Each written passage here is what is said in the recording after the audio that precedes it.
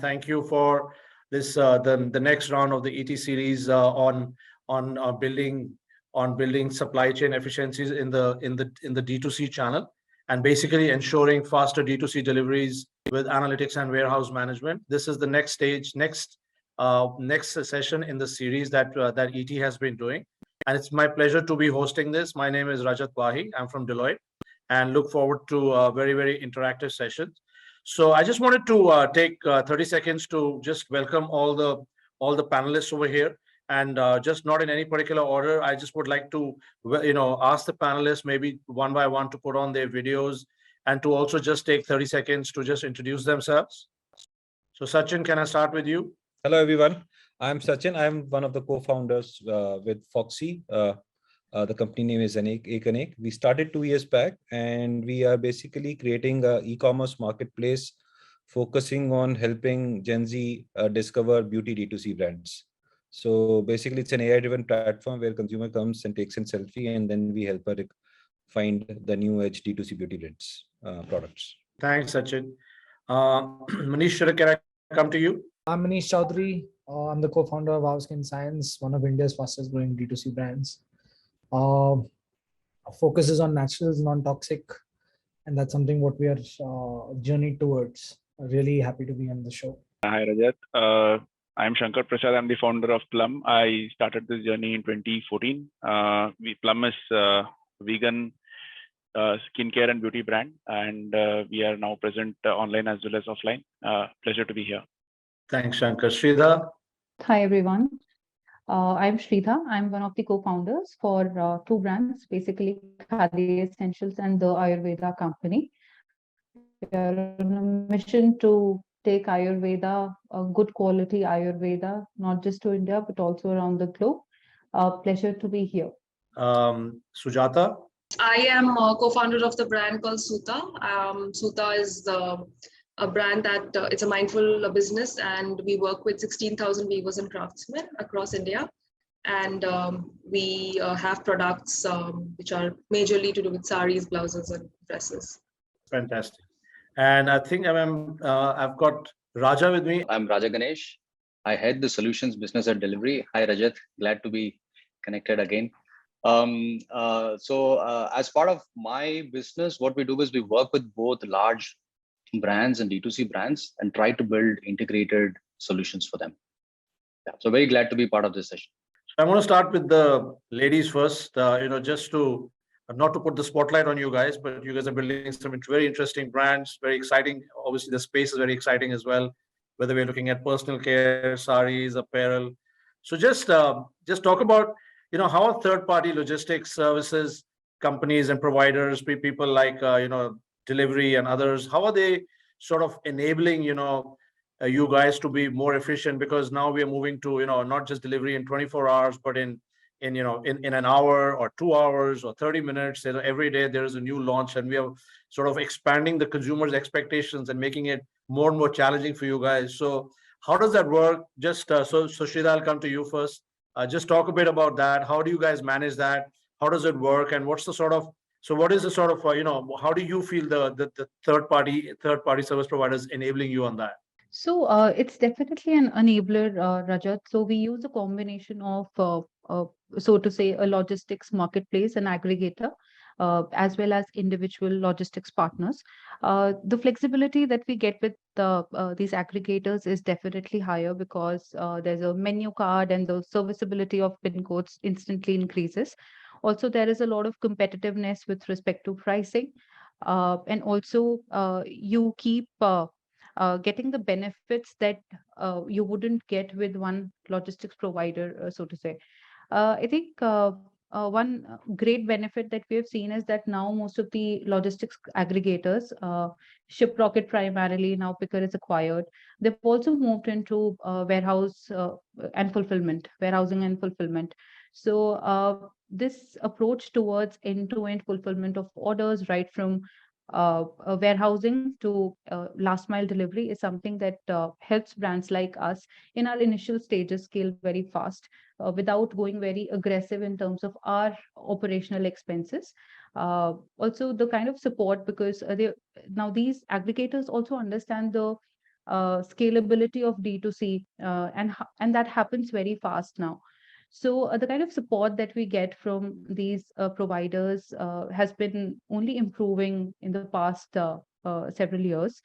Uh, and in terms of our manpower allocation, they keep coming up with the overall manpower allocation requirement also goes down with due course of time, because as top-up services, they also keep coming up with options for, let's say, RTO calling, address correction calling, COD to prepaid calling, and so on and so forth.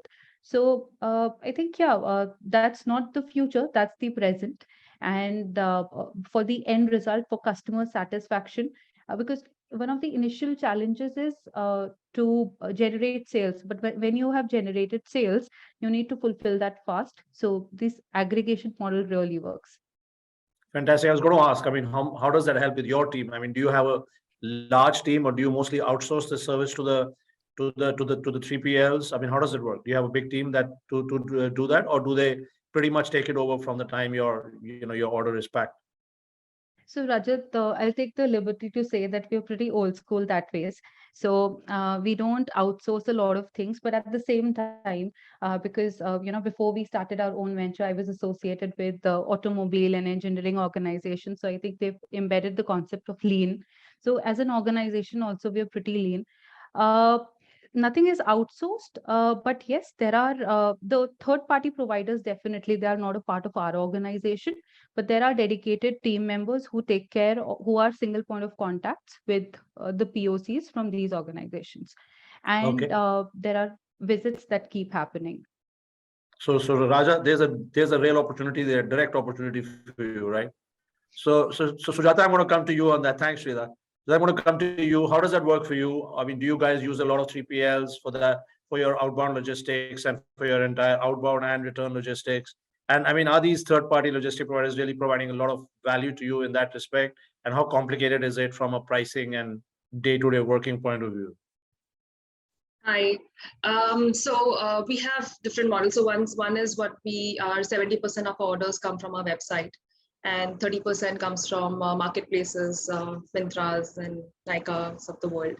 And customers everywhere, they just expect parcels to reach on time, and when they want it to be picked up, it should just go away from their hands. So that's what the expectations has been. And then that's when 3PL and service providers, when they come up with a professional approach to it, that's what helps. Dashboards and numbers, when we have to take a call about if in case we want to go ahead with the store launch, these kind of data helps. So I think it has made our lives easier.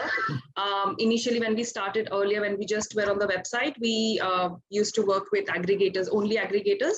But now we have started working with individual players. We are looking at warehouse management systems as well, where for our marketplaces. But yeah, it has just made our lives super easy. As Shreedha also mentioned earlier, it has given us so much advantage in terms of saving cost. And for us also, it's we just, our packing team keeps it ready. And then after that, there is literally nothing we have to do except for just one person being a point of contact for all these players. But it's a very, very lean team. And there's just one person who's actually managing post, after the parcel leaves our hub, there's just one person, one man team, that's it. Oh, fantastic. So basically outsourced a lot of that. Shankar, do you want to come in on this and just give a slightly different perspective in terms of how that's worked for you as you guys have scaled up so much now over the last few years? I mean, Right. How does that work? How efficient? And I mean, how much of sort of collaboration models emerge out of that? Just your thoughts on that. I think the evolution has been quite heartening. Firstly, it was just horizontal expansion into more and more pin codes. Of course, I think if you really go way back, I think COD was the biggest enabler of success for the market, and now I think more than half the shipments are COD for most people. And then the ability to process returns and stuff like that. Again, those are non-trivial, let's say, leaps that we have taken.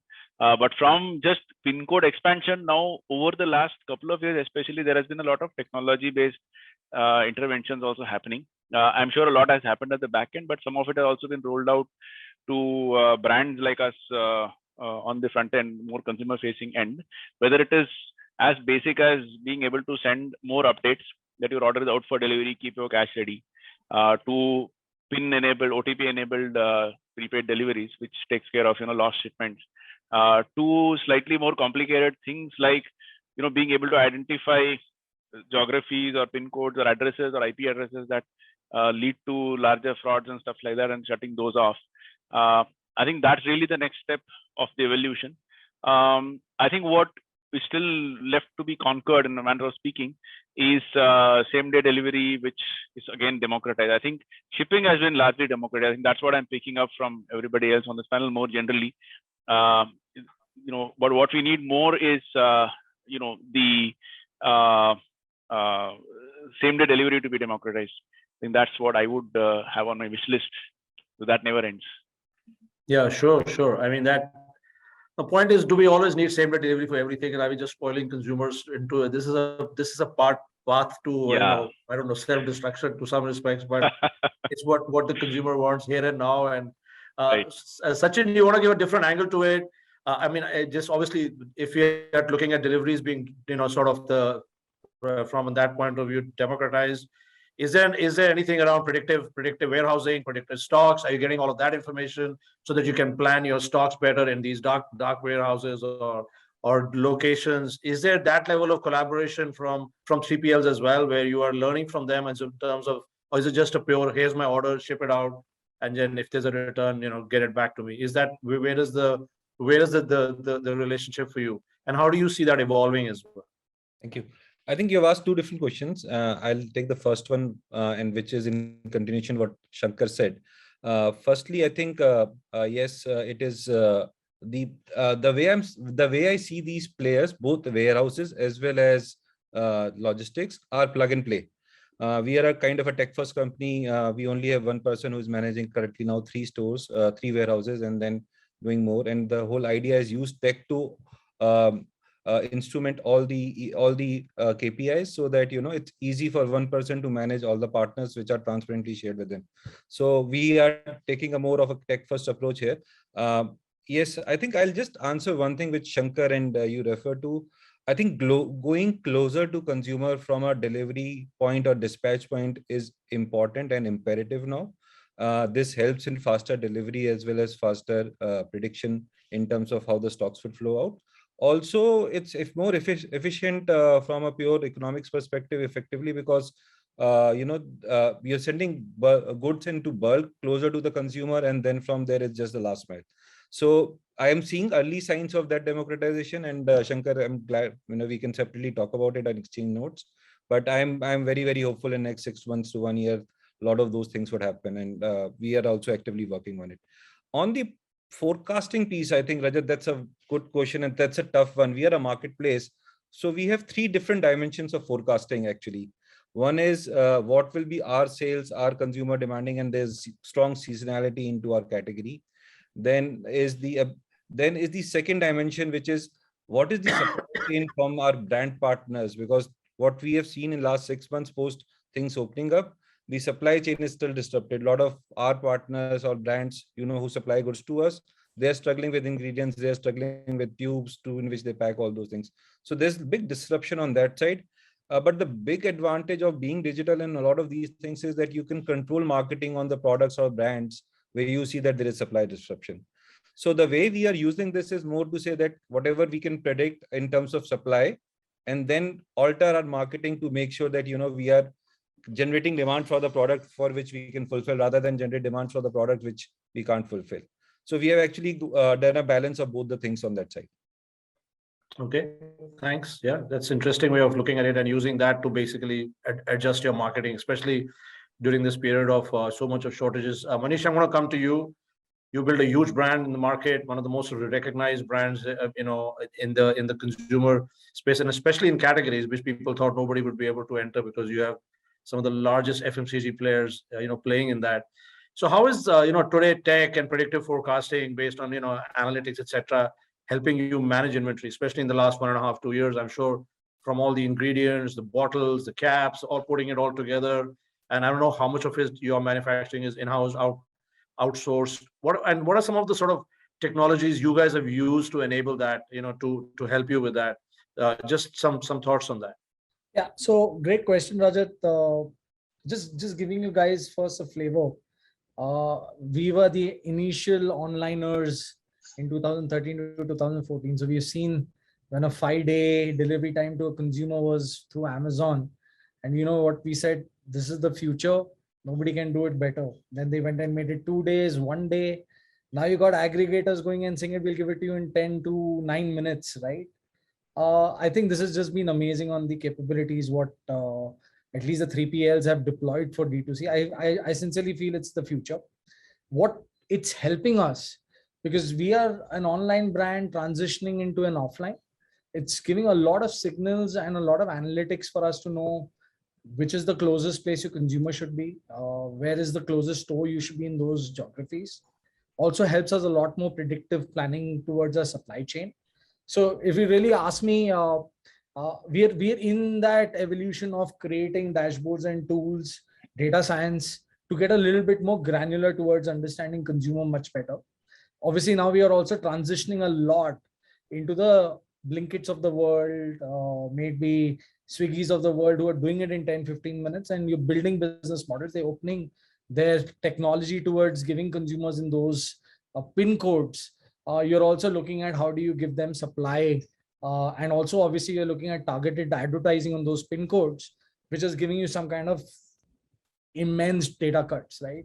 We actually have a dashboard where we have order base wise on our dashboard blinking in blue where your consumers transacting today at, right? So wouldn't say we are mastering it, but we are kind of building and trying to adapt it internally, because that also gives you a lot more, at least at our end, when we had started off, we were also understanding patterns, how our products do in few regions, as we are in hair care, skin care, how good those products worked in those regions, supply chain, stocking, all these kind of data capabilities is what we are all investing for the future, right? At the end of the day, we are going to be great marketing companies, product companies, but also we're going to be warehousing data.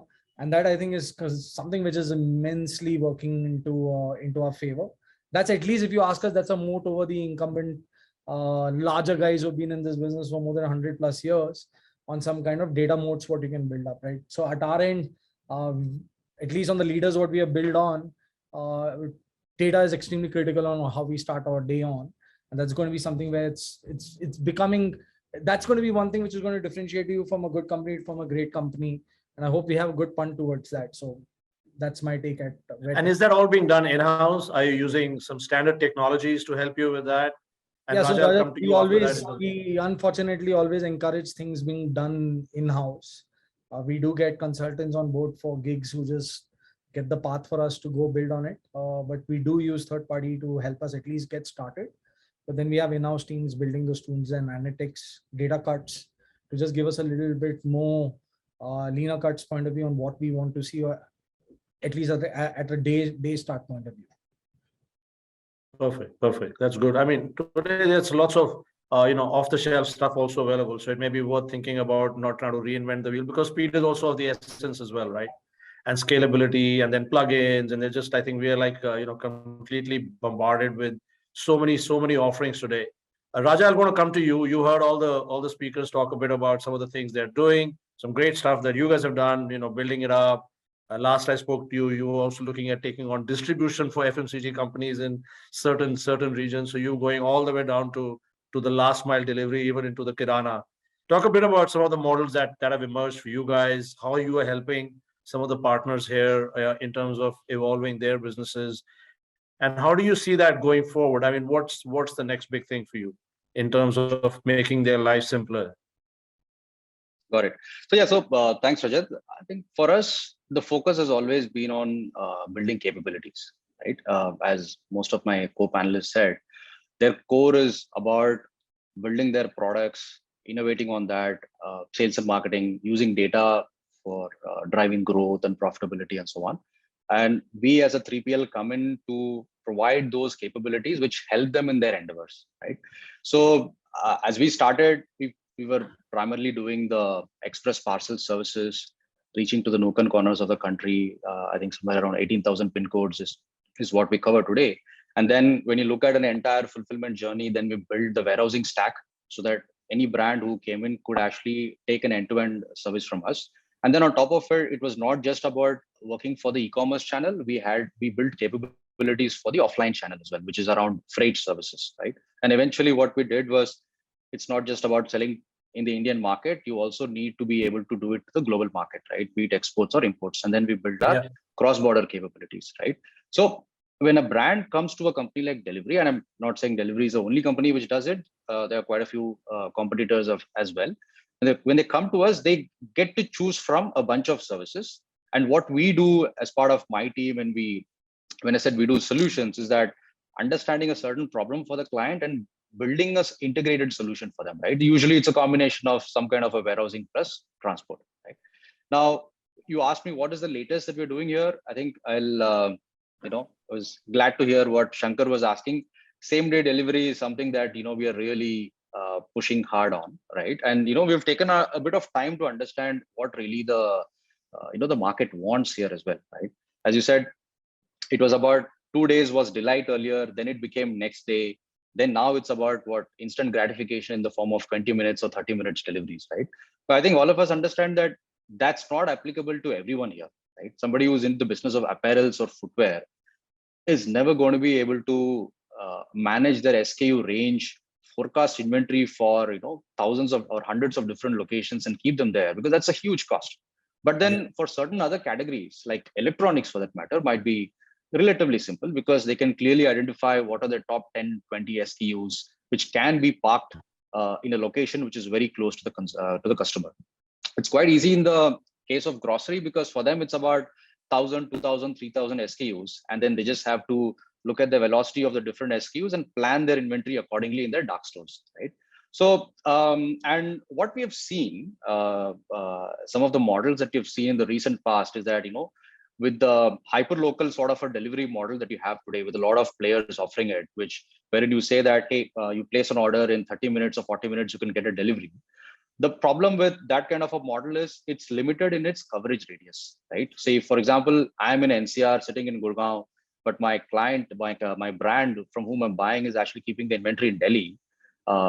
It's maybe quite difficult for you to get the same kind of service, right? It depends on whether there is inventory available in a certain radius from where you are located at, right? So to solve that problem is because we mulled over whether when I do a same day delivery, should it be a direct dispatch model or should it be something else, right? Like everyone else said, the kind of courier model has been democratized. So if you have a warehouse, you ask for a pickup, a courier partner can come pick up and go and deliver, right? But the problem there is we have crunched timelines so much that when it comes to say giving a same day delivery proposition, right? What the customer or the end customer really wants is have the ability to order as late as possible and get it delivered same day. Like today, even few years back, right? Some of the brands I knew, they would tell their customers that you order by 9 a.m. will get it delivered same day. But who goes online and orders stuff at 9 a.m. in the morning, right? Generally, people order, let's say in the afternoon or maybe later in the evening, right? So what we are trying to do here is our same day delivery offering is about, giving customers the ability to order, say by 1 p.m. or even by say up to 3 p.m. or so to start with, and then get it delivered same day. And the way we are trying to do this is creating a network of smaller warehouses inside the city, which require certain amount of forecasting and planning by the brands. And we could help in that aspect as well to keep the right inventory in these locations. And then when we get orders, we could enable the dispatch and delivery of it through our existing network. So we are not creating an extra direct dispatch network. We are actually finding more ways to connect into my existing last mile network. If you take a city like Delhi, I have about 50 or 60 last mile centers. The way my model will work is from whichever warehouse we have, we will connect the shipments after getting the order. We'll connect the shipments into the last mile network, which will then try and attempt a same day delivery, right? And by doing that, we are trying to provide two things which we think are really important for brands. One is try to give as late a cutoff as possible. And secondly, keep the cost low, right? Because the moment I plug into my last mile network, the cost is very, very manageable. It's not high, right? So that's I would say the latest that we are up to. We have just launched it. We're just doing our promotions. We have gone live in June and looking to scale up quite big over the next 6 months or so. Thanks, Raja, and that's fantastic. And I hope some of the panelists here will be using your services from that perspective, because that's really where the opportunity is. The consumer wants it faster, but then you have to worry about your costs as well. Sachin, your thoughts on predictive forecasting and analytics? How is that helping you plan inventories better? How important is that in your play in your sort of in the scheme of things? And then how do you what technologies are you using for that, which are enabling that today? Most of our stack is inbuilt, and we have a strong data science team which basically helps us do multiple things. One of the core things that we have built on the analytics platform is recognizing selfie and different aspects of the consumer from there, and then start recommending products. That's what a good platform is. We have also extended the same platform for pin code based and city based demand modeling, and then we do the do the projection basis that. Right now, we are more of east-west, south-north model, but I think in next 3 to 6 months, the plan is clear that we need to be going more city level. So it's an in-house stack which we use. I think the demand thing is a lot more clearer for us to solve. It's the supply side which we still have to get the right perspective on. I think that's still not fully solved for us. Okay. So I want to come to you, Shreedha. Next one, returns. Obviously, everybody talks about returns being a big pain point, especially when consumers order something that they're not, it's not what they ordered, and with 50% deliveries being cash on, COD for the businesses. That's what Shankar was mentioning. I'm still surprised that number is so high, but maybe if you take the aggregate number, and so I'm sure that creates a huge challenge for you in terms of reverse logistics, returns, product not being there or not satisfying the customers. So what are some of the steps you're taking to sort of reduce these costs? How big are these costs for you, and how real is this problem for you, and how does it work with your logistics partners on that? Few questions here, but just talk through that. Sure. So at this stage, Tag being a new brand, the COD orders are way higher than 50% of the overall order set. The number is around anywhere between 65 to 70% for us. Uh, so one of the key things that we are doing, and one of the easiest, and I think everybody universally is doing that, is giving people an additional discount for prepaid orders, because at least you buy the intent. You can assure the intent for the customer. There are hardly any returns. So the RTO percentage goes below 1% the moment, if you look at the overall chart for prepaid orders. On the other hand, so we look at it SKU wise, we look at it category wise, then pin code, state, city, region wise. And there are certain regions, and now there are certain intelligence models available that integrate with your Shopify checkout that would enable OTP verification. So you know for sure that the mobile number is functional. The customer would respond when the delivery folks would try to reach them. That's one. Second is that we are trying to reach out to the customer through multiple modes of communication. So we are tracking whether the WhatsApp messages are getting delivered or not, whether the SMSs are getting delivered or not, is the email bouncing back or not, to identify whether it is an active customer genuinely or not. So this basically is for our own group channel, the website. And so what Apart from percentage of this, customer orders will be ghost orders, or people who are like just using bots or something like that? Do you guys have some data on that? Not bots, fortunately, haven't experienced that, but would love to see how that comes along. But yes, there are ghost orders. There are orders wherein people do not put their complete addresses, and they simply, they would put, let's say, Rajat, Wahi, Gurgaon 122 002. The number would be functional, everything else, but then the addresses are not complete. And people can choose not to respond even when the number is functional. And there are 10 other use cases where things could go wrong. So I think one of the other things that we are working on is to ensure that the addresses are input in, that we take the addresses in a certain format wherein there are, 3, 4 uh, sections where you mandate people, you force people to put the addresses in a certain format, only the way probably Nykas and Amazons of the world do. Unfortunately, we are currently we are on Shopify, which is not very customizable. The checkout is not very customizable, but people who are on their own stack, it is easier. We have a customer support team. lean team again, that reaches out to all the people who are placing COD orders to ensure whether they genuinely want the order or not, and also giving them a first-hand opportunity to convert it and avail additional discount, convert it to prepaid and avail additional discounts. Platforms like GoQuick and Express Lane, these provide you with predictive analysis of numbers that have a tendency to place fraudulent orders based on the persona that they create. So they also warn you that warn you that a typical order may be fraudulent, so you can take additional actions. There have been instances wherein we have cancelled hundreds of orders because they were fraudulent in nature. So yeah, I think all of these things put together, one can never get rid of RTOs and fake orders and fraudulent orders, but you can always reduce it.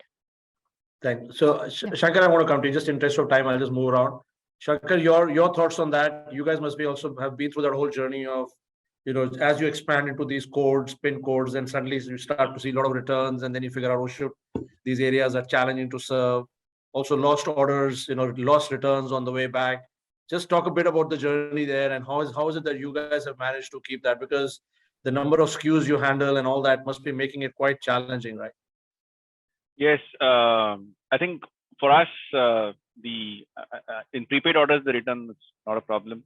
In any case, I think it's true for most personal care brands that at least we follow this rule that if the shipping box is opened at the customer end, we don't take the return back. If it is a sort of genuine issue, the product does get replaced. But unlike in fashion, you can't get your product back with the integrity of it is suspect once the box is opened. So it's better to replace rather than to risk taking the return back. So therefore, the reverse logistics is not really something that we focus on. When it comes to COD, where it's courier, marks it as consignee refuse to accept, that's about anywhere from 7 to 8%, sometimes even 10% of all COD orders, and it just continues to flummox me as to why anybody would go to the extent of going to a website, placing an order, and just saying on that about 1 in 12 people doing that. That's quite incredible, but it still happens to this day, and I'm sure it is quite high for everybody around here, around the same number, sometimes even higher.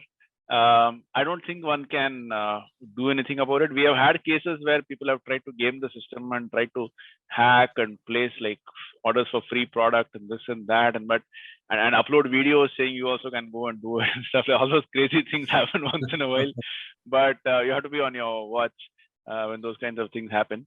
But I think COD is here to stay no matter what, whether it was COVID or demonetization or what. Nothing has broken the back of COD in this country. So I think that will just continue. It's like, I tell my team the same thing, that if you open a retail store, you will have X% of people that you don't want in the store walking in. And this is the equivalent of that in the digital world. You can't wish them away. You can't say, you just have to take it as a cost of doing business and move on. Yeah, and the hope is one day you'll convert them, right? Many of them, like you said, if people are making the effort to put in the order, then maybe somewhere between placing the order and getting it delivered, they're sort of, and hopefully if you make it in 30 minutes, you don't give them the chance to change their mind. But if you keep it for 2 days, enough social influence today to say, oh, to galat order kar diya, I shouldn't have ordered this. Yeah. By the way, that correlation actually works. So we have actually tried to correlate returns with the number of days taken to deliver. The longer you take, the higher is the return. That correlation. You can see yourself as a consumer, right? You buy something, if you just keep trying it. Opposite is not true. I've seen cases where we have done same day delivery, and still the returns are similar. Like maybe quick couple to change of your mind. Yeah. Manish, your thoughts on that? You guys have obviously scaled up a lot. What percentage of your business is returns and cash on delivery, and how does that work? And are you guys seeing bots? Because in China, I read a lot about bots now placing orders and fake orders being placed, Rajat, and especially we saw bots in 2012-13 doing it. It was mostly coming from affiliates, right? Affiliates were fudging that system. It was not customers doing it because they were getting paid per sale. But let me just come back to 2 phases where we've seen 0 returns on our MIS. One is on demonetization. That quarter was completely 0, right? We have a MIS which we run through, and we have a column called returns, which we buy proactively, write a percentage and keep it as a max, right? So we also live in an era where a consumer buys on your own website and buys it also on marketplace and says, you know what, जहाँ से भी जल्दी आएगा हम लोग दोनों side से order कर लेंगे, right? Which you can't stop, right? So these are our hard learnings. I think you have to consider that price in your balance sheet. It's also you have to leverage it into your advertising cost. Yeah, absolutely. It's a cost of trial, right? If you were running a cosmetics business in a store, you would have testers, you would have trials. I work for Revlon all my life, and 10% of our marketing budget used to be testers, right? Where people came, tried, stole testers to pick them up, walk off. It's part of the game, right? So in a way, in your case, there's no trial, so people try this way, right? So at our end, we've always seen there's a consumer who buys your product and next morning he wakes up and says he doesn't want it. So I think speed is the essence. That's our hard learning. And I think where we continue to go deeper is having a pretty stable and aggressive customer care team. We have more than 70 people just doing this on a daily basis, right? Who's just trying to protect these orders. COD is here to stay, but we have seen this change happening, right? It's been years since I have personally done COD, right? It's basically have to stand on the door, he's going to trouble you. And small ticket items, we're seeing a transitional shift even on consumers. I'm seeing the maturity in the Indian consumer come a lot more. Consumers know also that sellers get penalized. I think I am a strong believer as we get more and more stronger on the e-commerce driven as a nation, this kind of maturity will come on. So I keep, though I don't see the needle of percentage moving on my MIS, but I'm a strong believer long term that we will be a cashless economy. You're optimistic. I've seen it happening. Yeah, it's happening. Dramatic shift, right? Because we were always D2C on our website from 2013-14. We have seen those days where CODs were the highest. We've seen when CODs went down with volumes, maintaining on cash. It's very much achievable. But I just feel it's more of the maturity and confidence of a consumer, which I'm seeing a drastic improvement year on year with an Indian consumer. So I'm optimistic. I think it'll be great for all if at all COD kind of dependency drags down. Is something what I think should be a North Star for all D2C consumers brand as what our wish list. If an angel came and asked what do you want as a wish, I would say I want COD off. But I can tell you that I've seen the stats getting much better year on year, which is very encouraging. No, that's good to hear, and that's very positive. I mean, I know it's still maybe 50-60% in certain categories, but the fact that you've seen it come down, the fact that you see that, and also data is helping, whether it's fraud, whether it's certain pin codes are always doing it, certain people. And in my view, like I also say, it's a cost of, the whole point of e-commerce, taking up share from offline has been that trial has been very easy. You could order 3 things, if there's glasses, shoes, you can't get that service and at your door, very easy to transform, but then some of there does translate into loss. Sujata, your thoughts on that? What percentage of your business is sort of, is returns and COD, and how challenging is that for you to manage it? So for our industry, it's fashion, right? So it's saris, and I've had a horrible experience. I think nobody would have heard about this. So somebody ordered 2 saris, a set of 2 saris from the website, and it was Myntra. From Myntra, it was ordered, and somebody cut it into half, sent it back in 2 pieces, and they just kept. So they got the refund, so they didn't have to pay anything. They just got the full set of 2 saris. So yeah, we've seen worst of things happening in when it comes to returns, but our returns are very low on our website. It's just 10%. And I think I agree that if your customer support team is good, your social media team is good, is constantly answering if there is a query, it helps a lot. But having said that, incentivizing customers, especially when you can convert the returns to an exchange over a phone call, it just helps a lot. Just give an incentive of 100 rupees, 200 rupees, 5%, whatever you can go down to. Just if you can just convert it, that's the best. But RTOs, I think it's the worst. Anyway, it's high carbon footprint. Nothing happens to it. Your money goes, burns somewhere, but just comes back and nothing happens. I think RTOs is something which is really weird, and hence COD is something we're scared of. Our COD percentage is 40%, has been for a long time. But there are customers who I know, the day before yesterday, we had 5 orders from a customer we have a cap on COD, which is 15,000. So the customer placed 14,000, 13,000, 14,000, 5 orders. So she wants to pay by cash and can't help it, right? So there are people who want to pay by cash, and hence I think COD is here to stay. I know even if people move from COD to online, which Manish was mentioning, but I feel there'll be more people getting on. If I have extra cash, I'll just pay by cash with COD. I don't mind setting and placing so many orders, doing so many times entering data, but people are there who are placing constant COD orders. Rajat, Wow, I think interesting. you should ask brands what return gifts they get back as COD return sometimes. That's going to be the next question. So Raja, just coming to you, how are you seeing all of this? And obviously, you guys are the guys bringing back the returns and the cash collections, or even these cut up saris, and also how do you guys manage that? And what's the process internally? How big a challenge is it for you guys? Because it must become a debate with the brands as well, right? Because at some point there's a cost of it in the business. Yeah, I would not call it a challenge for us per se. I completely empathize with all the brands because RTOs do not create any value, right? See, for us, when it comes to returns, right, we follow a certain process, and obviously compared to a forward delivery, a return, an RTO, or maybe a customer return is even more complicated, right? Because it requires a lot more coordination. And increasingly, what has happened is as more and more categories have gone online, you are also expected to inspect what's there inside, check whether this is the right product, right? And even then, there's a little bit of subjectivity involved in the whole process. Your last mile executive is not the most knowledgeable guy, and sometimes he does make mistakes as well.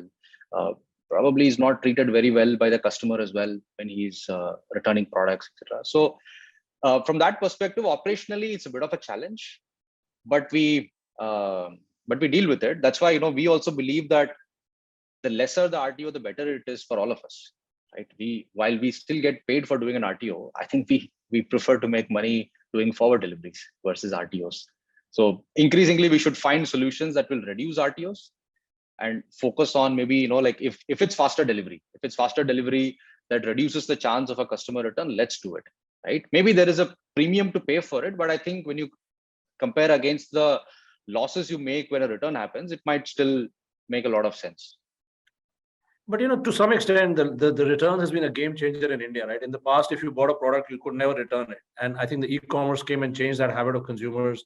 And as a result, offline retailers also now give you 30 days, 60 days to say you can return it or bring it back or exchange. So it's really changed the way shoppers have bought in India. In the West, you went and sometimes you would go to Marks and Spencer. After 1 year, you could go and return their product and they would never question. India, that was a real challenge. And I think e-commerce to some extent, the returns has been a big game changer from the consumer's point of view as well. And I think it's pushed offline to do that as well. So last round of question, I think we have about 5-7 minutes left. Quick soundbite. Shreedha, what are one or two things you are doing to really improve your D2C business from a consumer point of view? Talk about the consumer experience. I think one of the key things is always to lend a sounding board to the customer. So be a sounding board to the customer. So the team that we have, the customer support team, apart from that, some of the people most of the team members who work on roles that are in sales, marketing, content creation, they keep speaking to the customers very regularly. So every week, 10 days, everybody reaches out to the customer, certain number of customers, so that they can create content, they can create messaging, they can create marketing and sales concepts that are very relevant to the customer. That also helps us create awareness of a concept which is very well established, but probably not very well understood. So there's a lot of ambiguity around, and people think that Ayurveda as such as a concept is pretty orthodox and uncool and very conventional. And us millennials, Gen Zs, we have to, we are, I think, inherently rebellious in nature. We have to go the other way if somebody tells us to go that way. So talking to the customers all the time, hearing it from them, what they want us to do, how they want their products to be, how they want their services to be, how do they want to see us, how they want to communicate with us, how they want us to communicate with them, so on and so forth. That is mostly driven through customers, because we believe that we cannot run the business through this, screen, this electronic screen, or these glass doors. That's one. The second is a lot of emphasis on data. So although the size of the organization and the age of organization is very small, but there's a considerable data set that we sit on. And we do not want to wait for a time when it will become so big that we'll not be able to fathom it. So there's a very strong focus on utilizing data through, in-house capabilities. So there are some tools that we use that are external also, but otherwise there is a lot of emphasis from our tech team, from our data team, to churn that data and find out what is it that we should be doing next, what is working, what is not working. And that is right from product seeding to marketing to sales to as we grow into offline presence also, that is also helping us identify what is working offline, what is not working offline, and so on and so forth. So I think listening to the customers and then looking at, so one is a futuristic for us, that is listening to the customers. It tells us what to do next, what to do in future. And then looking at data, so that is looking at our past performance, that is slightly historic in nature, and then course correcting. I think, yeah, mostly Thanks, thanks. Sujata, two or three top things you're doing to, sort of improve your overall D2C business, customer side, back end as well, if there are some thoughts. I would say that if your product description is crisp and the important details are mentioned on top, and if what customers see, what they get is the win-win. Especially because we are in fashion, so like the fabric, how it's going to fall, how it's going to feel, and stuff like that. If you can just write down and where it's shot, whether it's shot in a tube light or a natural light, what is it? So it just helps, and whether the transparency of the product is good, not good. So it's opaque, not opaque. So later on they say, oh my God, I didn't expect this to be like this. So I think product That's a very good point. Very good point. Description is very critical. Yeah, and second, of course, I think we spoke enough about fast delivery. We are figuring out to do it ourselves. Just funny, I think a lot of people will laugh here. We're trying something on our own. But anyway, so one is that we're trying something in Bombay to do it within like few hours. Very difficult because our orders are not as much. So with volume, I think that becomes a little easier. But yeah, I think having a strong team who's always talking to customers. If a customer is asking the tracking details, give it to them. There has to be an icon on the website which just says track your own order. Do it, like it should be up there in the front so that customers don't really have time to do calling or writing a message probably. So be active on social media, just reply to them immediately, or if they are clicking on it, it should be really clickable and they should just tell where the order is stuck. So yeah, I think these are the couple of things. Thanks. Shankar? Very quickly, faster deliveries and helping people choose better on the platform, because the skincare sort of product portfolio has just exploded in the last few years, and people definitely do get confused. And then sometimes end up not buying also because of the confusion. So definitely that's something. So what percentage do you have sort of abandoned carts in your business because of that? Do you see that percentage quite high? Very high, very high. People just go indecisive, last minute. Yeah, and not knowing or not being sure is one of the biggest reasons there. Interesting. Sachin, over to you. Yeah, quick one. Three things. Number one, I think early days for us in the whole personalization journey. So I think we've got the good feedback on our skin personalization. I think makeup is next and hair is next. So how do we help a customer discover the right products in these categories? I think second is while Shreedha talked about and Sujata talked about product descriptions, we are going deeper into honest reviews with the artists or the influencers, and also the customers. So we get honest reviews, video reviews on the products from the customer, whether they like it, not like it, what's good, what's bad. So getting deeper onto that. And third, similar to Shankar, going closer to the consumer and move to next day delivery or same day deliveries. Manish, your thoughts? I think the buck starts and ends at customers. I think everybody says that, but I think something very important at our stage is when we started, we were only 4-5 brands, let's say 2019, who are Spotlight. I was just reading an article a couple of days there, 80. So basically a moat, what you had that time has been copied and pasted, where we've seen innovation taking 18 months to get ripped off, now gets ripped off in 3 months, right? 3 months, we are investing, what you see us doing is investing in the future. At least at our end, we are doing that a lot. I think at our end, it starts and ends with data also at our end. How you can leverage on what a consumer wants on daily basis. That is something what we love to build the next moat at our end. Because see, I think there's a huge clutter in this industry. How do you cut the clutter is something which we'll continue to do it. We'll build it in-house so that it's something which is here to stay forever as a point of view. So there's a lot of scope for improvement for brands like us. I think very proudly can say that, there was Doordarshan era of brands, and now we are the YouTube era of brands, right? So maybe 20 years from now, I hope we all fit and good. Netflix.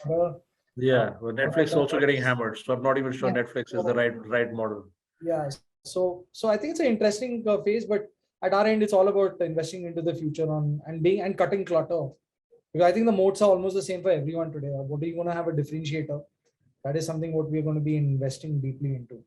Yeah, and keeping ahead of the innovation must be tricky, right? Because it's so easy to get knockoffs now. And yeah, so innovation gets knocked off now in 3 months, right? Those days it was 18 days. You had a leverage now. Now you have to see how to tighten it, which continues to happen in 18 months. So you have a head start towards it, but that is a problem.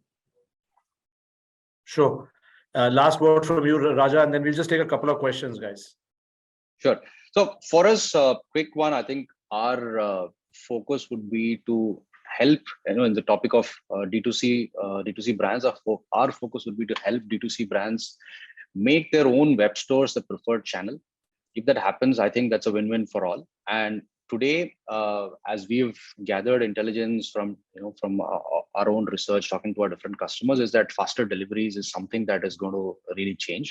So we are focusing on that. But as a company, we are keen to build solutions that will make the web stores the preferred channels versus marketplaces. Okay, that's interesting. I'm not sure how marketplace are going to react to that, but it'll be an interesting battle versus malls versus high streets. So I just going to open up whoever wants to take these questions. Firstly, the whole ONDC now coming in and its effect on D2C sales, since it neutralizes it all under a single integration. Any thoughts on that? Anybody wants to pick that up? This whole, everything coming under a super sort of an aggregation of, which is going to be another new marketplace in my view, but just some thoughts on that. I hope it can be a UPI of fintech which comes on, right? No, I think they're saying about no commissions, no only pay logistics. I think, see, at our end, we're going to try everything. We are not going to be cognizant to one channel. I think there are 80 websites which compete in health and beauty as a category. It's huge. Right, the small ones add into something huge in your P&L. But at our end, I think wherever the wind goes, we follow. Yeah, it's another channel for you, right? And then you see which is the best one for you. Right? Correct. Anything else, Shankar? Your thoughts, Sachin, Shreedha, on this ONDC piece? Pretty much aligned with Manish here. As brands which create products, first and foremost, I think we are agnostic almost to where we sell from. There's of course a slight, let's say, partiality towards own channel, which is understandable. But beyond that, you just have to be where the consumer is. Sure. So I see everybody nodding. So I think general agreement on that. And another question, how does delivery in few hours take place? Is there micro fulfillment centers being established for it? I think, Raja, you talked a bit about it, but anybody else wants to take a shot at it? Or maybe Raja, you want to talk about it? I think it's all a question for Raja. I don't think so. We are building that ecosystem. Right. Yeah, I mean, it's right. As I explained a while back, these are micro fulfillment centers or in-city warehouses, as we call it. These are not like your conventional warehouses, which are on the periphery of the city. These are really small centers, but designed to keep, let's say, a smaller days of inventory of fast-moving SKUs. These are not stocking points, but more like really fast-moving stock should be there. But why do you need to recreate this? Can partnerships with kiranas and all not take care of that? I mean, is that model already not there, and why do you have to separately create?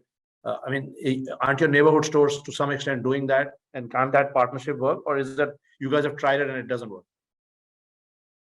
No, it's about placing your inventory, right? And when you take an order from a customer, you're making a certain promise, and you need to have the ability to meet that promise, right? See, if you charge a premium to a customer for a same-day delivery, you need to deliver, right? So what we are also planning here is, it's an outcome based model. You pay me the premium if I deliver same day. If I don't deliver same day, don't pay me the premium, right? Okay. So that's how we do it. And it's a little more complex in the sense that it's not just about holding inventory in a location. The warehouse per se is not the costly element here. The cost is mostly on the transportation side, right?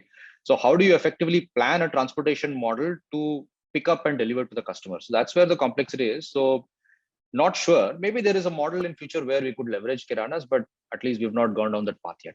Yeah. So, I mean, forecasting, what role does forecasting play? How are you guys able to, improve forecasts so that, your overall sort of, when the customer is ordering, you have an inventory available, given also the complexity of the number of SKUs all of you are carrying, from saris to vegan products to Ayurveda type products. How does that work? And, I think some of you already talked about it. You want to just pick up this? Anybody wants to have a stab at it? Yeah. So depending on the lead time of the products and the category that you're in, whether your product is perishable, comes with the expiry date or not, and the lead time, one may want to keep buffer inventory for, let's say, 1 to 3 months, 30 to 90 days. Then there are several inventory models that one may want to adapt. So there's one called LIFO, which is last in, first out. There's one called FIFO, which is first in, first out. Then we, for example, use FIFO, which is first expiry, first out. So because we believe in, and I think most of the personal care brands, Shankar, Manish would agree with that we believe in sending out fresh batches to the customers, freshest batches, I would say, to the customer. So that's there. I think apart from that, depending on the scale, you would also, and depending on the expansion plans, because just keeping the inventory would not serve the purpose. It has to be aligned with your marketing and sales plans. Any last comments, guys, before we wrap up? I think we are on the hour, or actually way past the hour. Any last thoughts, Manish, Shankar, Sujata? Pleasure to be on this. Thank you, Likewise. guys. Thank you for your time. Thank Really you. appreciate it. Lots of learnings and lots of intelligent conversations. But all the best. You guys are really braving a new pathway through the landscape and changing the way consumers and shoppers shop in India. And enabling that, changing behavior, changing, the way, the categories are being looked at, many of these categories, and especially categories that Manish, Shankar, you guys are developed, even Sujata, these categories were never thought, they were always the sort of strength of the big brands who sort of own these categories, and to go and take share from them and actually get them to rethink their businesses has been really amazing. So well done. And to Raja as well, from the support side, all the 3PL players who are making it all happen. I'm sure it must be tough for the feet on street, especially in Delhi these days at 48 degrees, but they're all there in the morning, in the evening, delivering stuff to us. So thank you so much. Great session and good luck.